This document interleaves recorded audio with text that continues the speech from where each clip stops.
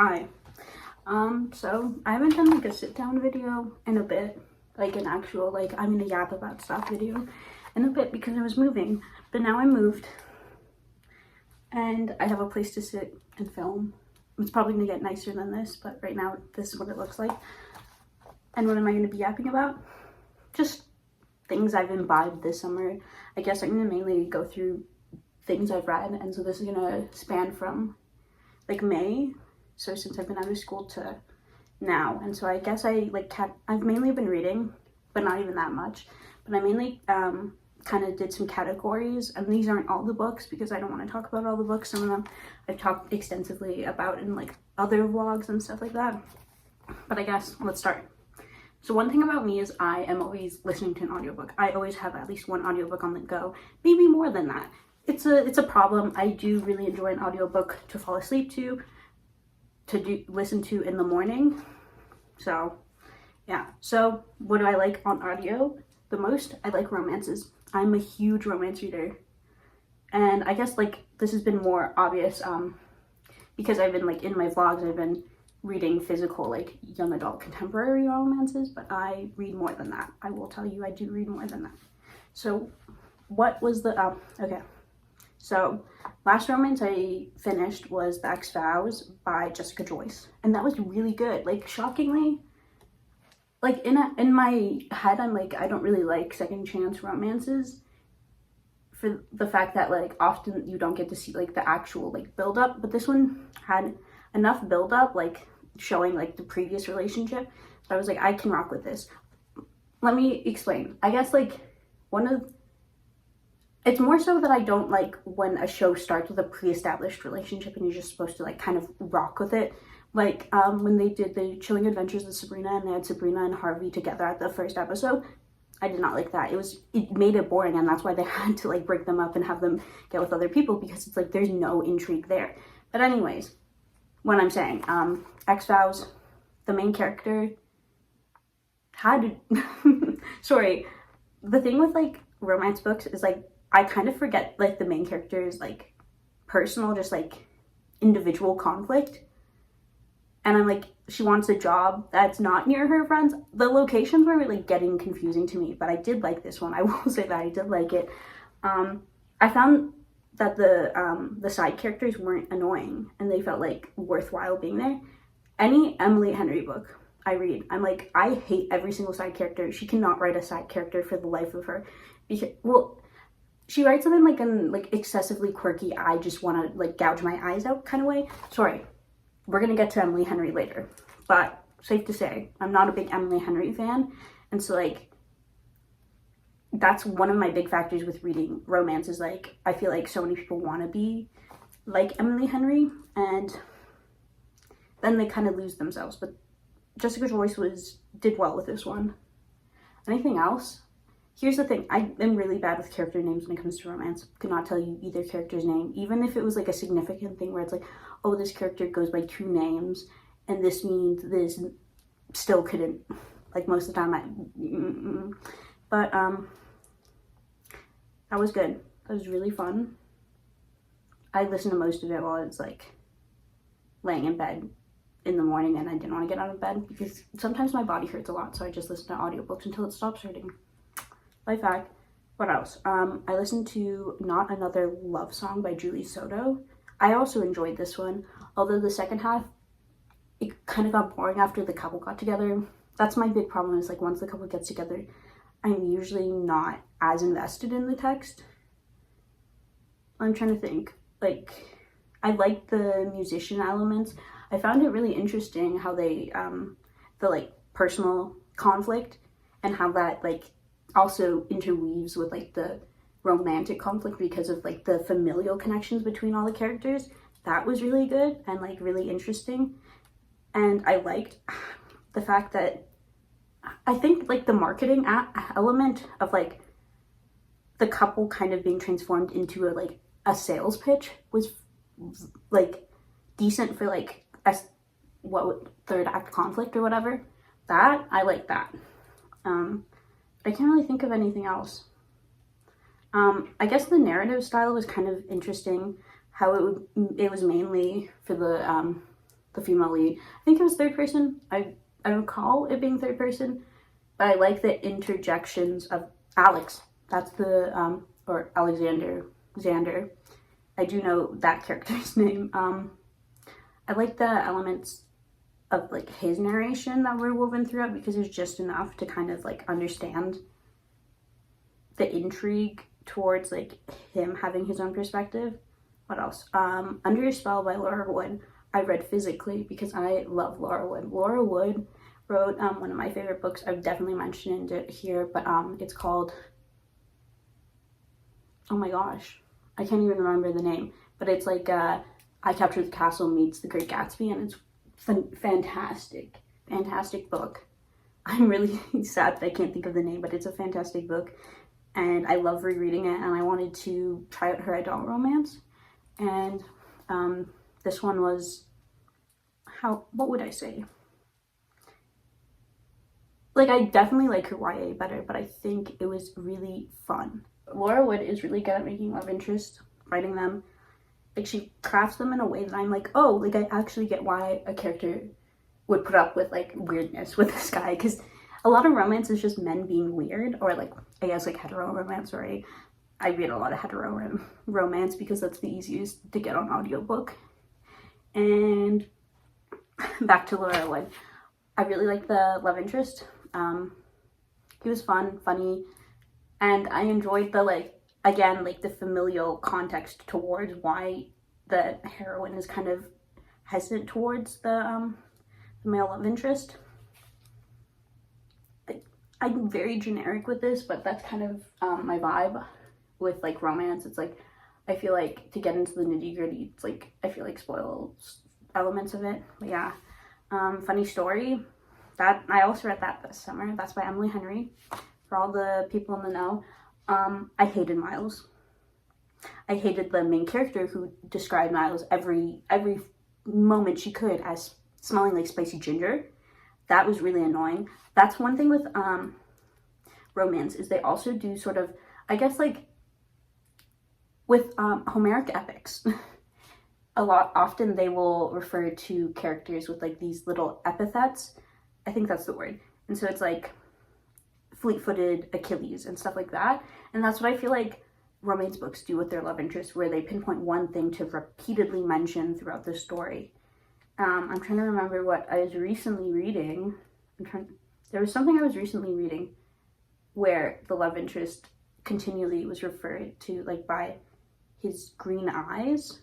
Oh, I know what it was. Minty green eyes. And it was, I'm currently reading the new Ashley Poston book, which Ashley Poston actually, like, falls into this Emily Henry category of, I kind of really do not enjoy many elements of their novels, but I feel like an odd pull to read them because I want to know why people enjoy them. 7 Year Slip, I have like major problems with. I thought there's so many like weird elements towards the relationship that occur because of the slip that I don't think people really find as weird as I do. I just felt like uncomfortable with it. But her first one, The Dead Romantics, I just thought the main character was stupid for not really being very quizzical towards her scenario, which in the new Ashley Poston, this main character, no thoughts in her head. She does not think about anything. She's stuck in a weird scenario and she's like, I don't know. And I would just be like, okay, how do I get out of here? Like, this doesn't make sense. Like, what? Like, it was just so weird. Like, I don't know. I had a lot of problems with it. I still have to finish it. I'm like, I'm already 3 times speeding it. I want to get this over with. Like, and so apparently I was looking at reviews because I was like, I need to finish this, but I also want to know, like, if it's going the direction that I think it's going, and it did go the direction I was thinking it was going to go. And there was another, like, it mentioned the third act breakup, and I was like, oh, that's, like, actually insane that they would throw that in. Like, I haven't gone into that, and there's an hour and a half left in this audiobook, so I'm like, how are you going to wrap that up? Oh, but we were talking about Funny Story by Emily Henry. So Funny Story should not exist. Like, it literally bothers me that it exists solely for, like, the punchline at the end. Like, like, I felt offended by reading that book. I was like, oh, like, I just sunk my time into that. I don't really find Daphne or Miles, I think their names are Daphne and Miles, very convincing as a pair, and it feels like, oh, like, this is our lowest point in our lives, and we're just trying to make something work. And that's not very romantic to me. Like, rock bottom is not romantic to me. Miles in those Crocs, not cute. Shocker. Like, at least there was less, like, side characters, or the side characters were more, like, purposeful. I genuinely hate Happy Place, and I found the side characters so annoying. I was like, why does this friend group exist? Like, all these people are insufferable, that sort of thing. But here it's like, so the side characters are like, oh, family members and then co-workers, and that makes more sense to me and felt like more purposeful, I guess. What else did I read? How to End a Love Story by Yulin Kwong. It was a fascinating read. I think it's like a bonkers premise. Okay, this one I will give the premise for, because I didn't give the premise for any of the other ones. Actually, I'll do a run through of the premise. The X vows, two exes reunite to help with their best friend's wedding, and hijinks ensue. Not another love song. It's about a violinist and a cellist. Like they're both string, but they kind of can do multiple string instruments, and it's just like this kind of obsessive love bound by like kind of, I guess, like rivalry. It's fairly interesting, like a quite interesting dynamic with the romance, and it just kind of goes from there. They both work in the same orchestra, stuff like that, family issues, yeah. Under Your Spell is about a girl who meets this guy at like a funeral, hooks up with him. Her dad's like a musician, and so it was like her dad's friend, and so like all these people are connected to music in a way. And so she previously dated this guy who sucked, and then also that guy ends up working with her dad. Her dad's kind of a deadbeat loser, and so anyways, has like a hookup with this guy at the funeral. She mistakes him for somebody else, basically. Turns out this guy is actually a famous musician who's trying to make a comeback album, and yeah, stuff ensues from there. It's really, I think that was a really fun like premise, and all the interweavings of things. Funny story by Emily Henry. Girl and guy both have partners. Those partners break up with them to get together. They end up as roommates. Hijinks ensue. How to End a Love Story. This one's crazy. Okay. Girl in high school has a younger sister or older sister, I don't remember. Sister in high school. Sister dies from getting hit by a car, and there is some, I guess, gray area towards the active nature of the sister in getting hit by the car that goes throughout the story. But the guy who hits her in the car is like the quarterback, like hot guy of the school. I don't know if he's the quarterback, but that's the word that I'm going to use. And so later in life, this is like 10 years later or so, the girl is, or the woman now, I guess, is like a published YA author who's getting an adaptation, and she's helping work on the adaptation. And one of the people in the room, that's like in the writer's room, is the guy who was driving the car who killed her sister. And so they reconnect through that, and there's a romance between them, which is wacky and weird, and it's so, like, I think Kwon does a really good job in showing the kind of discomfort that would come from like a relationship built on something like that, where there's this shared trauma, and the guy, like, you know. And I think the familial layer was really good. I feel like it was understated, and I feel like she could have added more. But I don't I don't knock the book for not delving into that more, because it really was a romance, and there's so much to already unpack with the premise. between the two characters to add the familial elements is a lot, but it was really good. I really loved it. And the rom-com is by Catherine Center. Catherine Center's The Bodyguard. I love that one. That one's so good. I like reread it. Like, it's so fun. Love the familial dynamic and all of that. It's a little goofy. I tried reading her newer one. I don't remember what it was. The one from last year just didn't work for me. The main character just felt like too, like, there's an inquisitive nature that I think main characters should have that character really didn't have. Or like, I guess I'm so like, everything's connected, so I would find out like, oh, this would make sense for this to happen. So when a main character can't do that, I'm like, what are you doing? You're just like you're not existing properly.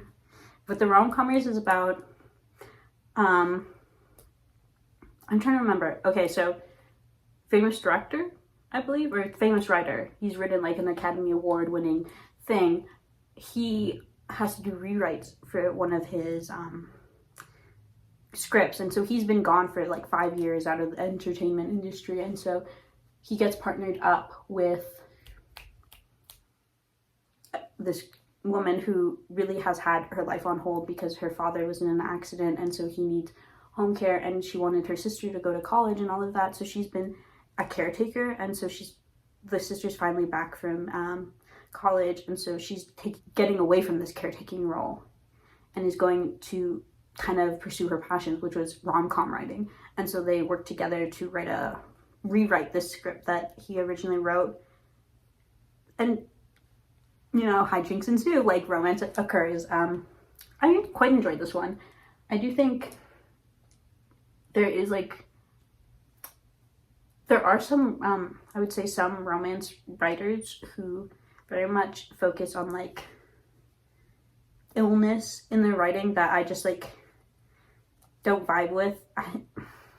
And Catherine Center is like, I believe that her one of her books, which was adapted, I think she was the one who wrote Happiness for Beginners, which was adapted with Ellie Kemper and Luke Grimes, I believe. And I like that film, although like the whole like illness being like holding the person back from romance is one trope that I just don't really enjoy. And this one kind of had that as well, which I didn't really rock with. Abby Jimenez is one writer who does that a lot, I guess. In the case of like Part of Your World? No. Is it Part of Your World? One of them. Life's Too Short. One of those books. Life's Too Short, I think it was. Where it's like, oh, like, I can't be with you because I have this illness, and it's like, I don't want to punish you. And it's just like, especially with like people with chronic illness, it just kind of makes it feel like, oh, like their existence feels like too much of a burden. It's very much like illness is a burden, chronic illness is a burden sort of thing that like I don't really enjoy seeing in literature. And like, I understand where the writers are coming from, but for me it's just like something I don't rock with particularly.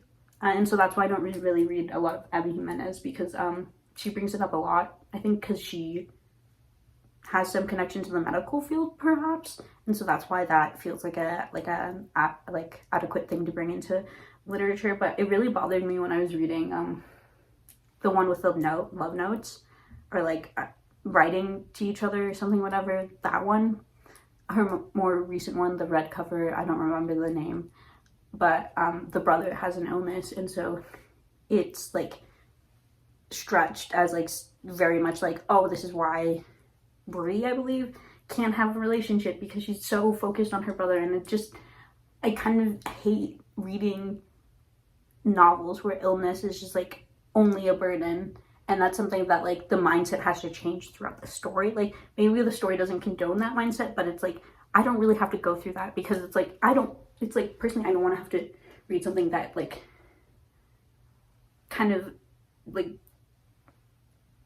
has such like harsh understandings of illness, or like especially like chronic illnesses, where it's like, we understand that like, oh, it is not desirable, but it's also just like tiresome to have to read somebody being like, this is such a burden, this is such a burden, this is such a burden, when like perhaps that's something that you've already had to unpack in your life.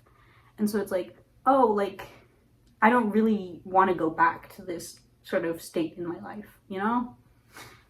Yeah. But those were the romances that I wanted to highlight that I read. And I guess this is a really small stop off. Classic things, like classics, ancient literature-ish. I'm a classics major, and so I try to kind of keep up with classic stuff, like classical things. Haven't really, I've been doing a summer reading club thing with my prof and some other students, and so I've been reading Virgil's book 4, which is the one with Dido. It's very good, very amazing to read and translate. But also I wanted to do this whole scene on Antigone, which didn't really pan through because I was just stressed all summer, basically. But Antigone by Sophocles I did read. It was supposed to be a book club pick, and then I canceled the book club meeting, but I just adore Sophocles' Antigone. Like, as much as I'm like not a big Sophocles fan, I would say I go Euripides, Aeschylus, then Sophocles. I do enjoy Antigone, and I really want to read his Ajax. I believe he's the one who wrote an Ajax, and I love Ajax. Ajax is one of my favorite mythical characters. Let's go again. Favorite mythical characters, like Clytemnestra, the Minotaur, Ajax. I'm kidding, but like that's very much like these are like kind of characters that I project and feel some kinship towards. Strange as it may be, like Clytemnestra, I have nothing in common with her, but I just love her. I studied her last semester. I probably have mentioned that in videos before, but like she is my everything.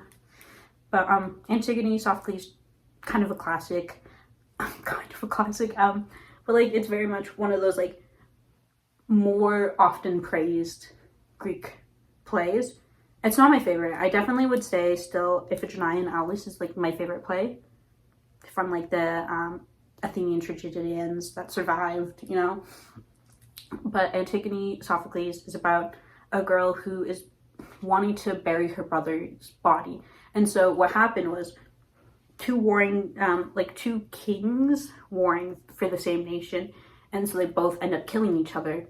One was the rightful king and the other one was not the rightful king, and so when the kingship goes to Antigone's uncle, because both of these warring kings are her brothers, it goes to her uncle. They're going to give the proper burial to the rightful king, and then not a proper burial for the not rightful king.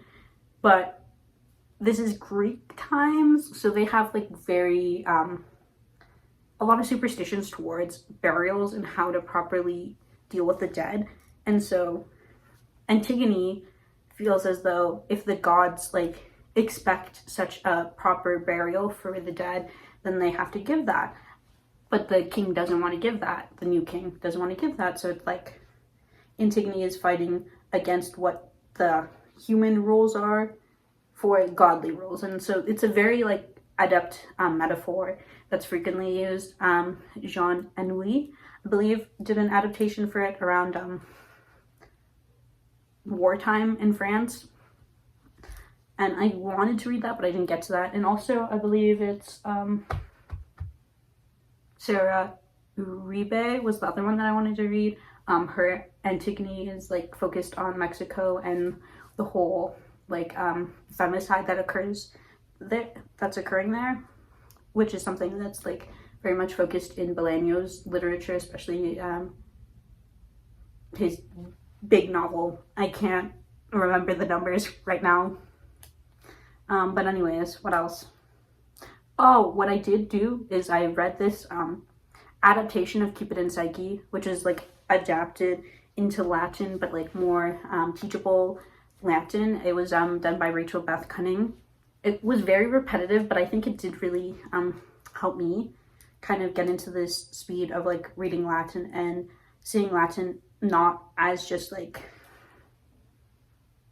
something to be exhausted by, although I do think in a way this one, like, because it was written from like a modern person's perspective writing into Latin, it just, there's so much lost in it from like us kind of going back and trying to use Latin in a modern way.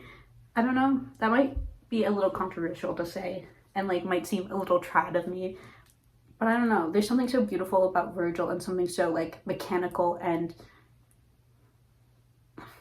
I don't know, capitalistic about using Latin as like a modern person, because it feels as though it's just like taking the language, divorcing it from its like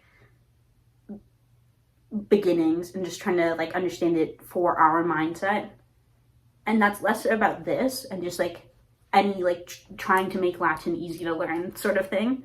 It loses so much like beauty.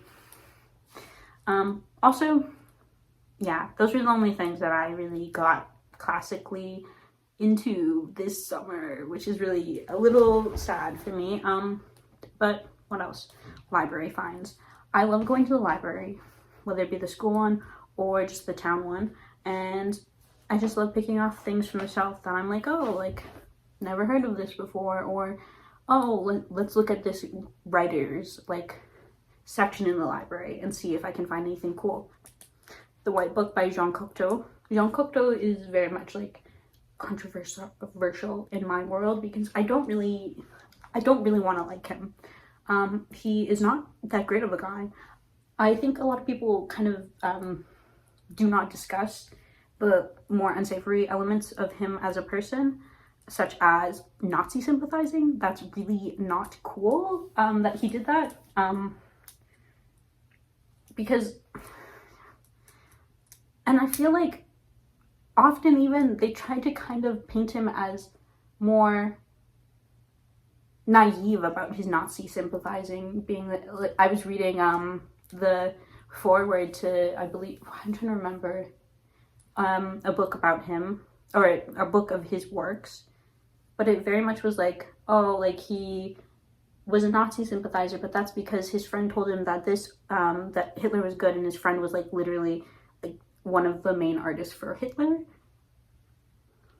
I feel like that's very annoying to try and paint him as like so naive towards what everything that was occurring. Like, he was friends with Coco Chanel, like he probably was very aware of what he was standing with.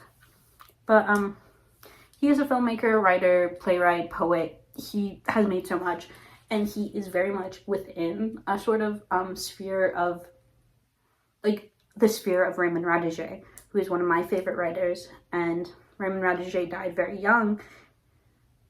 And so it's like weird, I guess, to see like Jean Cocteau used to be this like kind of fun poetry guy to become like this old, haggard kind of Nazi sympathizer. And so I feel like a lot of people don't really like reckon these two spheres of him together. It's like, oh, like he made these beautiful films. Like, if you've ever seen his Orpheus, stunning film. I love black and white cinema, so, or his Beauty and the Beast is beautiful, but it's one of those things where it's like, it's so weird because I'm like, oh, like I know he's not a good person. Like, I know he's done a lot of shitty things. Like, the White Book, I think, has a section where it's kind of autobiographical, and there's a section where he's talking about like abusing a partner, and that partner was probably Raymond Radiger, perhaps.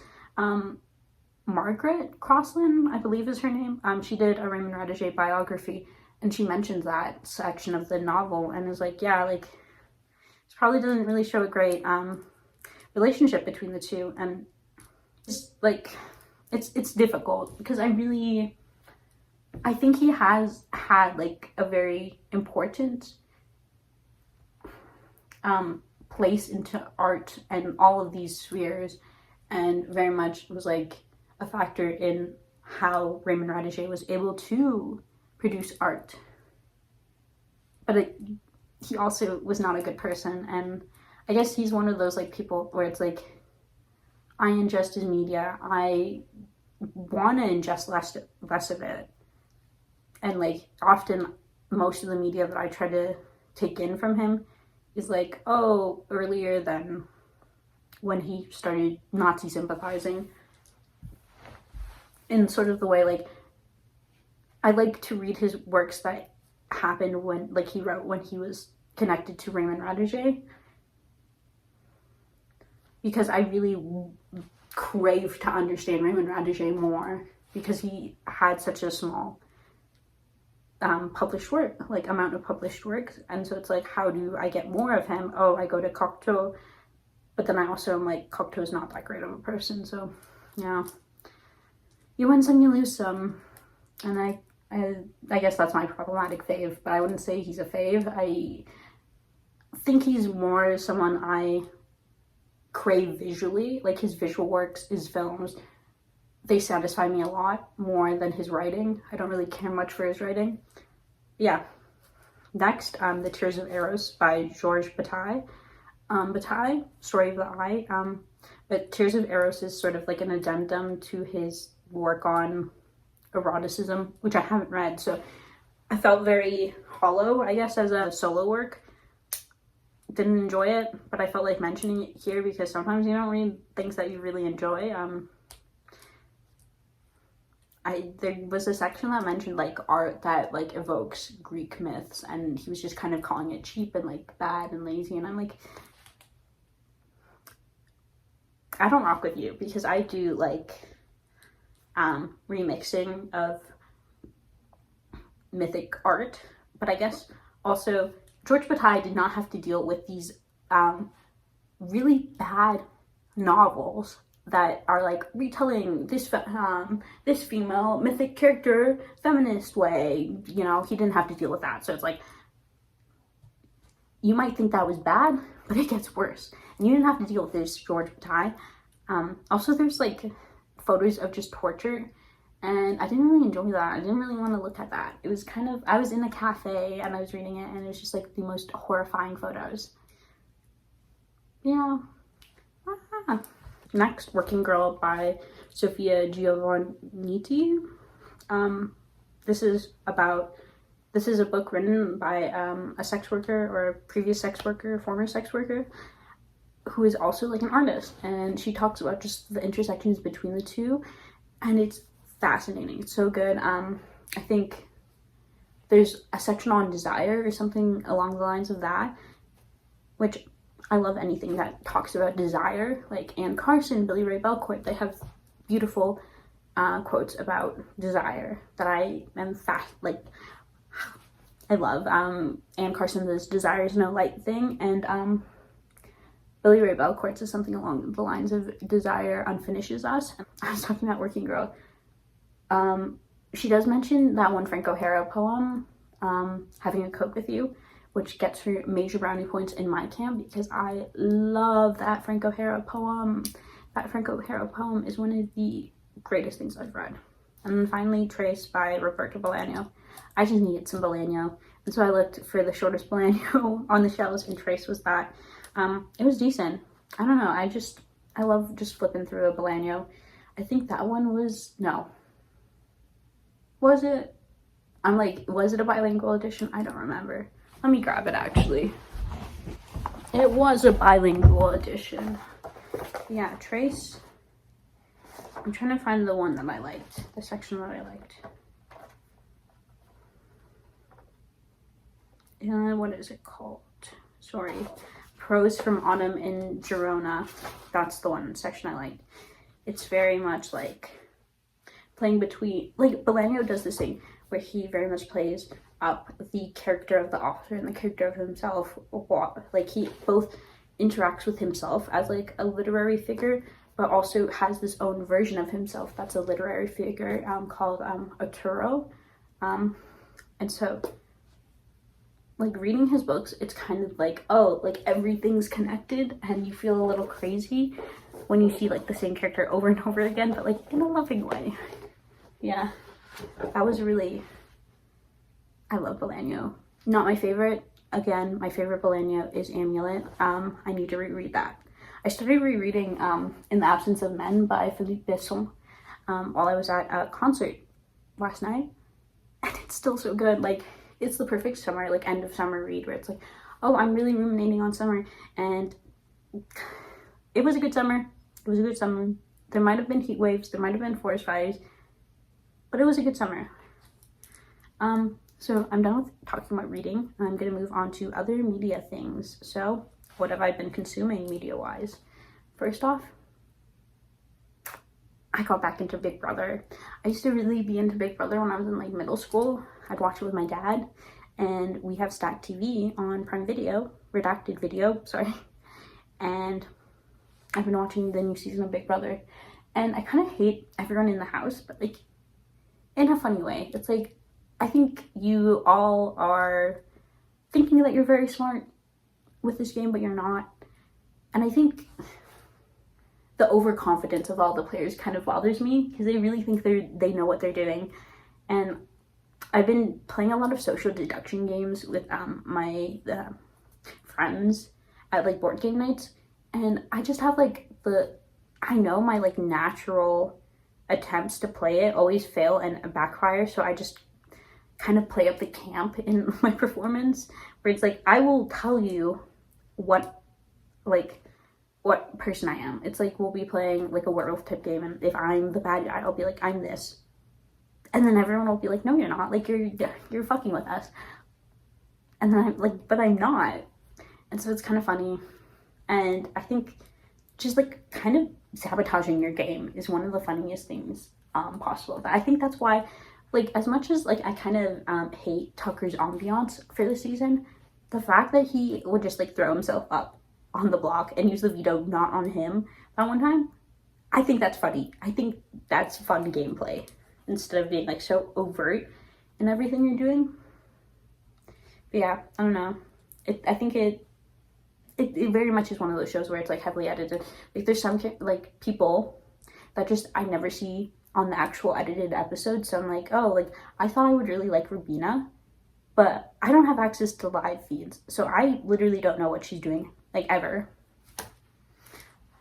I wish I had access to the live feeds, because then I'd be like more obsessive about this. It'd be like back in high school when Scom did like the live updates. What else? Okay, The Dare.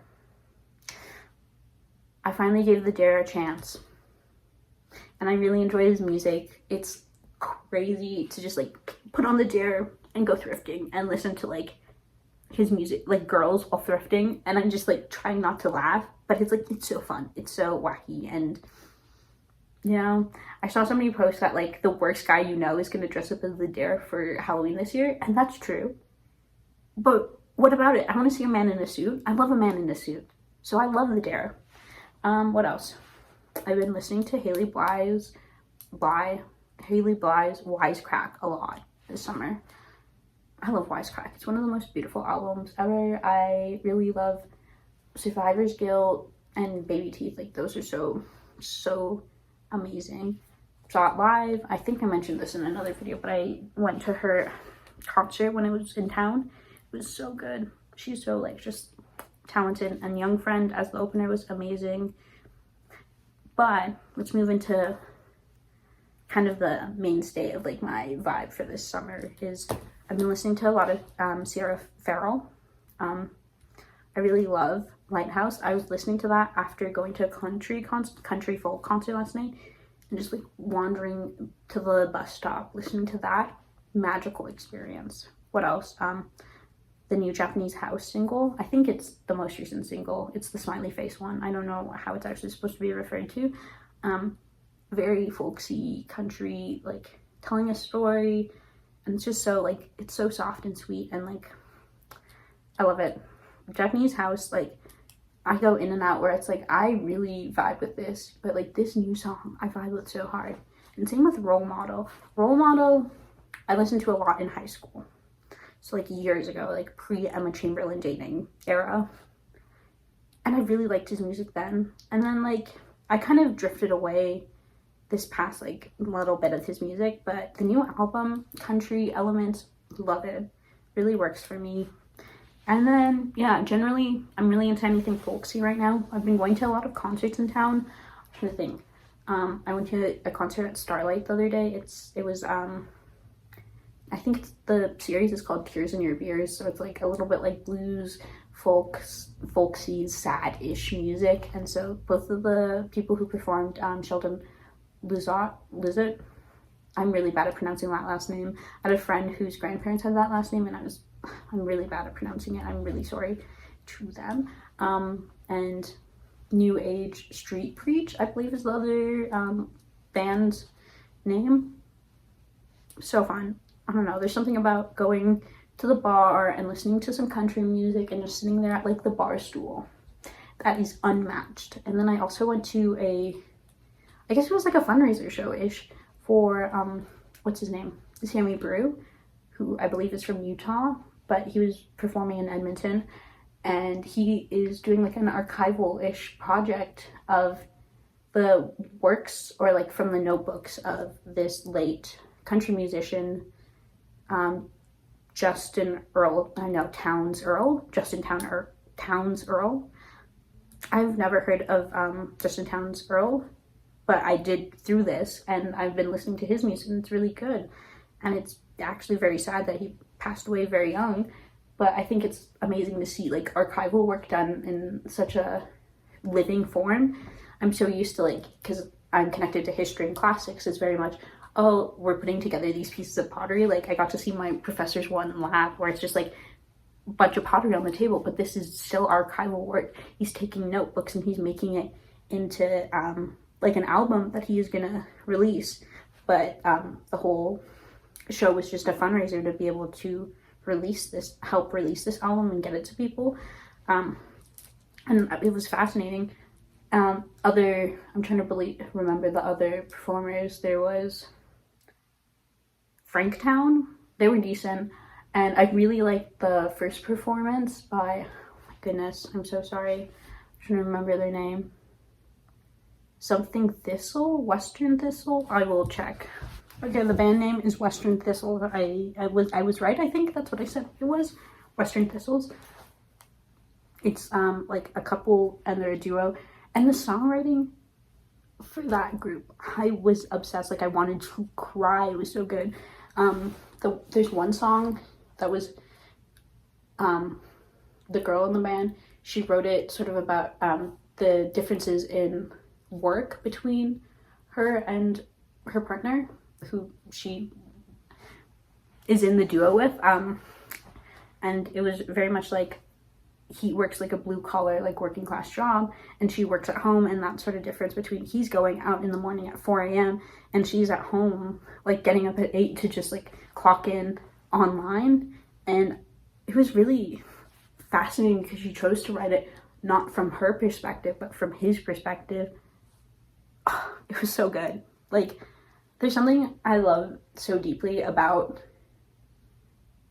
country music and like folk music and all of that, that is this sort of care towards the working class that, like, I feel like is not very seen in a lot of other music, because a lot of other music, there's a focus on money and like status and all of this, and country and blues and all of these really care about like sort of these pillars of society that are often like not really seen in such a like romantic light. Because I grew up with working class parents, so it's like I'm so used to like loving my parents, but also like they were working all the time, and I didn't really get actual like that much time with them growing up. And so it's like, it's so beautiful to see like people understand that like there is still love and there's still care, even if you don't see these people so much in your life because of the jobs that they are working. I love country music, and there's a new country bar opening on White, so I'm excited to maybe go to that place because my friend's working there. It's gonna be awesome. It's gonna be epic. Because sometimes you don't want to go to Cook County. Sometimes you want to go somewhere else. I say that as somebody who's like really only been to Cook County once.